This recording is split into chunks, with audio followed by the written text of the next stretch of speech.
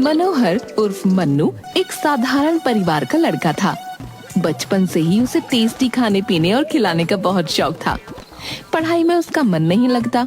School के रास्ते में टेस्टी मिठाइयाँ और पकवान बनते देख वो घंटों हलवाई की दुकान पर बिता देता। एक दिन स्कूल लेट पहुँचने पर, क्यों रे मनु, इतना लेट क्यों आए हो? तुम्हें डेली लेट हो जाता है, क्या बात है?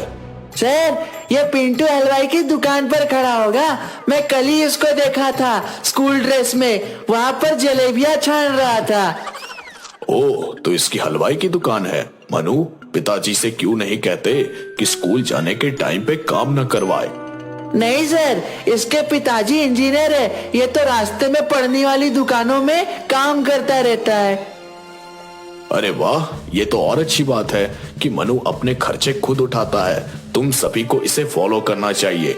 जीवन में हमें सेल्फ इंडिपेंडेंट ही होना चाहिए। शाबाश मनु, लेकिन पढ़ाई के समय पढ़ाई ही होनी चाहिए। सर, आप समझ नहीं रहे हैं। ये काम करने के बदले पैसे नहीं लेता। इसे खाना बनाने और खिलाने में मन लगता है। घर का सारा काम यही करता है। बोले तो मनु नहीं, ये मुन्नी है। चुप रहो, चलो सब अपनी अपनी मैथमेटिक्स का बुक निकालो। मास्टर साहब उस दिन से मन्नू पर वॉच करने लगते हैं। वो लड़कों से ज्यादा लड़कियों में सहज रहता था। लड़कियां उससे तरह तरह के खाने की रेसिपी पूछा करती और वो उन्हें बनाने की विधि बताया करता। अरे सुनो सारिका, देखो मैंने क्या आम का अचार बनाया है, जरा चक्कर तो देखो। अरे वाह रे मन्नू, ला इधर ला। अरे कमाल का जादू है तेरे हाथों में मन्नू, इतना मजेदार अचार। वाह, मजा ही आ गया।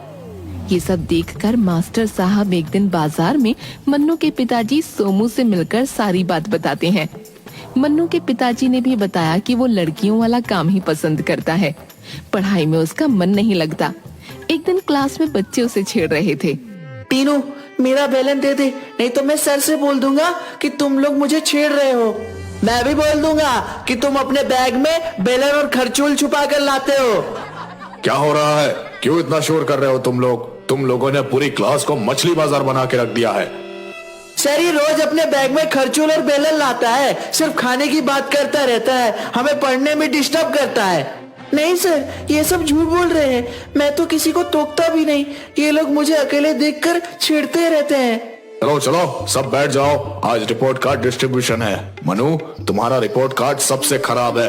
तुम फेल हो गए हो। हिंदी में गाय पर लेख में सिर्फ दूध से बनी मिठाई ही 3 पेज में लिखा है। मैंने बोला था ना सर, सारा दिन तो मिठाई वाले के पास रहता है। मैथ में कितने नंबर लाया है सर?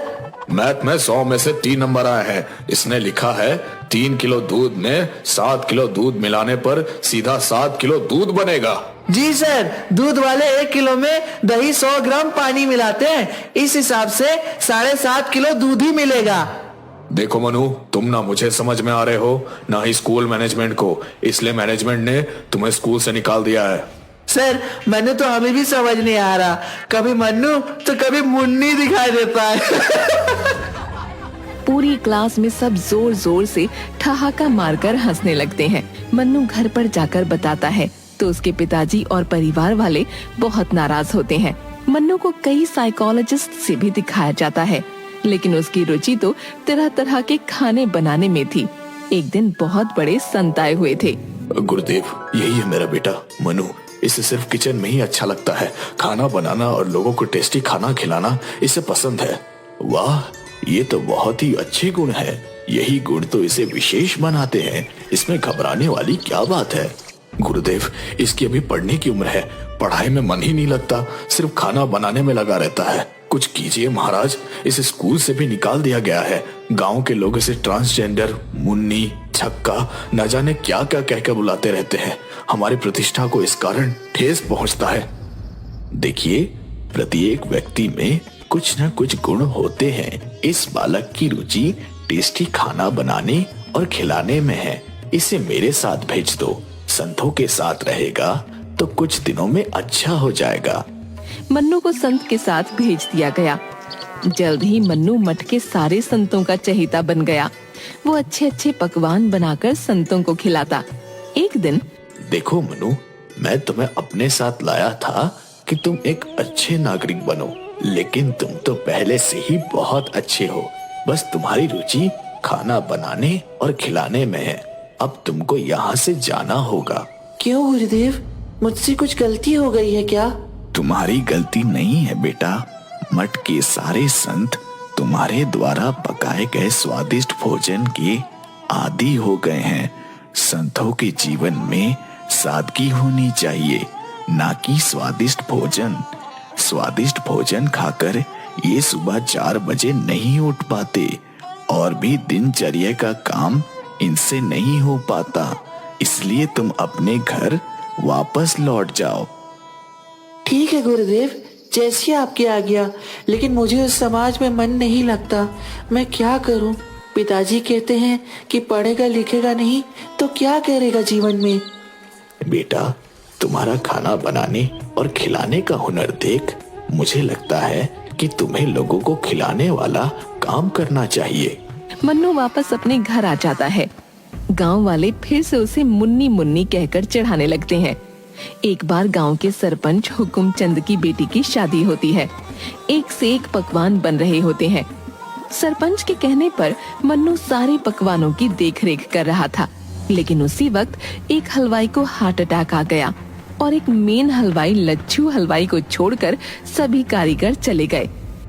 उस समय मन्नू मोर्चे को संभालता है। बेटा मनु, मेरी इज्जत अब तेरे हाथ है। अगर मेहमान बिना खाए यहाँ से चले गए तो मेरी नाक कट जाएगी। अरे चाचा, आपकी बेटी मेरी बहन है, आप फिक्र ना करो, दूसरे काम को देखो। मुझे सिर्फ 4-5 काम करने वाले लड़के उपलब्ध करवा दीजिए। नहीं मालिक, आप नहीं समझ रहे। 12,000 आदमियों का खाना, वो भी 20 वैरायटी में 4-5 लड़कों में कैसे बनेगा? ओ, अब मैं क्या करूं, कहाँ जाऊं? आज इतना जबरदस्त लगान है कि आसपास के गांव में कोई भी हलवाई खाली नहीं है। अब मेरी पगड़ी उछलना तय है। सब हो जाएगा लच्छू चाचा, बस आप सब्र रखो और जैसा मैं कहता हूँ वैसा करो। सरपंच चाचा, आप जितनी जल्दी हो सके 4-5 लड़कों को भेजो। मन्नू लच्छू हलवाई और 5 लड़कों को लेकर अपने काम में लग जाता है। सिर्फ 10 मिनट में 5 लड़कों को काम समझाने के बाद सभी को अपने अपने काम पर मन्नू भेज देता है। रात करीब 8 बजे बारात हुकुम चंद के दरवाजे पर आ जाती है। पता चलता है कि बारात में 200 आदमियों की जगह 300 लोग आ गए।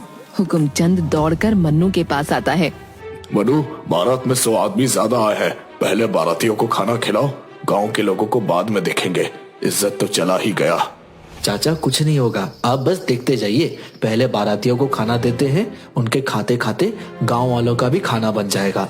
पता नहीं बेटा क्या होगा, लेकिन तुमसे बात करके हिम्मत आ जाती है। चाचा, सारा खाना रेडी है, आप बस बारातियों को खाना खिलाइए। खाना बहुत स्वादिष्ट बना था। सारे बारातियों को खाना खिलाने के बाद गांव के लोगों को भी खाना खिला दिया जाता है। हुकुम चंद ये देखकर काफी खुश हो जाता है। वो मन्नू की प्रशंसा पूरे गांव से कर रहा था। अरे सोमू, कल अगर तुम्हारा बेटा मनु नहीं होता तो मेरी इज्जत तो चली ही जाती। वो सब तो ठीक है सरपंच जी, लेकिन इसी रुचि के चलते इसकी पढ़ाई छूट गई। लोग इसे मुन्नी और न जाने क्या क्या कहते हैं। वो आपसे छुपा हुआ नहीं है। अरे कहने वालों को कोई रोक सका है? मनु में जो टैलेंट है वो किसी में नहीं। कल मेरी बेटी की शादी में एक से एक ऑफिसर, इंजीनियर, डॉक्टर, वकील, बिजनेसमैन आए हुए थे, लेकिन मनु ने मेरी पगड़ी की लाज बचाई है। इसके बाद मन्नू गांव में और आसपास में शादी समारोह में खाना बनाने का काम करने लगता है। बारात में आए एक सेठ मन्नू के खाने की, खासकर उसके टेस्टी डोसे को खाने के बाद मन्नू को शहर में उसके रेस्टोरेंट में काम करने का ऑफर देता है। मन्नू अब शहर में रेस्टोरेंट में जाकर काम करने लगता है, लेकिन जल्द ही रेस्टोरेंट के मेन शेफ से उसकी बनती नहीं और वो वहाँ से काम छोड़कर ठेले पर डोसे की दुकान खोल लेता है। उसके मधुर व्यवहार और लजीज डोसे की वजह से जल्द ही वो छोटी सी दुकान से बड़ा रेस्टोरेंट बना लेता है। इधर टीनू के पिताजी एक सड़क हादसे में गुजर जाते हैं। टीनू पिताजी का व्यापार ठीक से चला नहीं पाता और घाटे में चला जाता है। वो काम खोजने शहर आता है। एक दिन टीनू को बहुत भूख लगी थी। टीनू को मन्नू के रेस्टोरेंट में डोसा खाने के बाद पता चलता है कि उसका पर्स किसी ने उड़ा लिया है। पैसे के लिए टीनू की बहस रेस्टोरेंट के स्टाफ के साथ होने लगती है। तभी वहाँ पर मन्नू आ जाता है। अरे टीनू, तू यहाँ कैसे? और सुना क्या हो रहा है? गांव का क्या हाल चाल है? अरे मनु, बहुत टाइम पर मिला है यार। तुम्हारे पास अगर 225 रुपए है तो देना यार, मेरी जेब किसी ने काट ली है यार, मुझे डोसे का पैसा देना है। ठीक है, सर के पैसे मैं दे दूंगा, तुम लोग जाओ। और हाँ, एक कॉफी लाना हम दोनों के लिए। आओ टीनू, बैठकर बात करते हैं, बहुत दिन बाद मिले हो। अबे तेरा तो हुलिया ही बदल गया है। और सुना, कहाँ काम चल रहा है आजकल? मेरा काम तो यही चल रहा है, तुम अपना सुनाओ, यहाँ कैसे? अबे वाह, इतने बड़े रेस्टोरेंट में काम करता है तू। गुड यार, बहुत अच्छा काम पकड़े हो। तुम्हारी शिफ्ट कितने बजे की है? इतने में एक वेटर मन्नू के पास आकर बोलता है, सर, मैनेजर साहब मीटिंग के बारे पूछ रहे थे। बस 5 मिनट में आता हूँ। अबे साले, जा मीटिंग अटेंड कर, नहीं तो मेरे चक्कर में मैनेजर कहीं तुझे छुट्टी ना दे दे। और हाँ देख, मैनेजर जैसे बड़े लोगों से टच बना कर रख। अबे ये कोट टाई बदल कर प्रॉपर वेटर वाली ड्रेस पहन ले, नहीं तो बड़े लोगों का मूड का क्या भरोसा। बस 5 मिनट रुको, मैं मीटिंग से होकर अभी आया। हाँ भाई, मुझे भी काम है तुझसे। ए वेटर, जरा इधर आना। जी सर, ऑर्डर कीजिए। अबे अभी तो तुम लोगों को बताया कि मेरी जेब किसी ने काट लिया है, और ऑर्डर के बारे में क्यों पूछ रहे हो मेरे से? मजाक उड़ा रहे हो क्या मेरा? सर, आप मन्नू सर के दोस्त हैं, आपको पैसे की क्या चिंता, आप बस ऑर्डर कीजिए ना। अबे मन्नू को सर सर कह के इतना मत चढ़ा दो कि खातिरदारी में उसकी सैलरी ही काट ली जाए। क्या सर, आप भी मजाक करते हैं? वो तो सैलरी हम सबको देते हैं, वो इस रेस्टोरेंट के मालिक हैं। क्या इतना बड़ा रेस्टोरेंट मन्नू का है? अरे उनके तो ऐसे 3-3 रेस्टोरेंट है शहर में। तभी वहाँ पर मन्नू आ जाता है। सॉरी टीनू, मुझे देर हो गई आने में। वो मैनेजर हिसाब किताब में कुछ घोटाला कर रहा था यार, हटा दिया उसे। दोस्त, तू मैनेजर बनेगा? तुम्हारी मैथ्स तो बहुत अच्छी है। 50,000 रुपए सैलरी, गाड़ी और रहने खाने का क्वार्टर मिलेगा। मुझे माफ कर दे दोस्त, मैंने हमेशा तेरा मजाक उड़ाया, और तुम मुझे इस वक्त मदद कर रहे हो जब मुझे पैसे की सख्त जरूरत है। मैं दाने दाने का मोहताज हूँ। सचमुच तुम देवता हो यार। अरे बस कर पगले, अब रुलाएगा क्या? हमें किसी भी व्यक्ति की पहचान उसके रंग रूप या लिंग भेद से न करके उसके व्यवहार और अच्छे आचरण से करनी चाहिए, क्योंकि ईश्वर की बनाई गई हर एक वस्तु और प्राणी अपने आप में अनमोल है।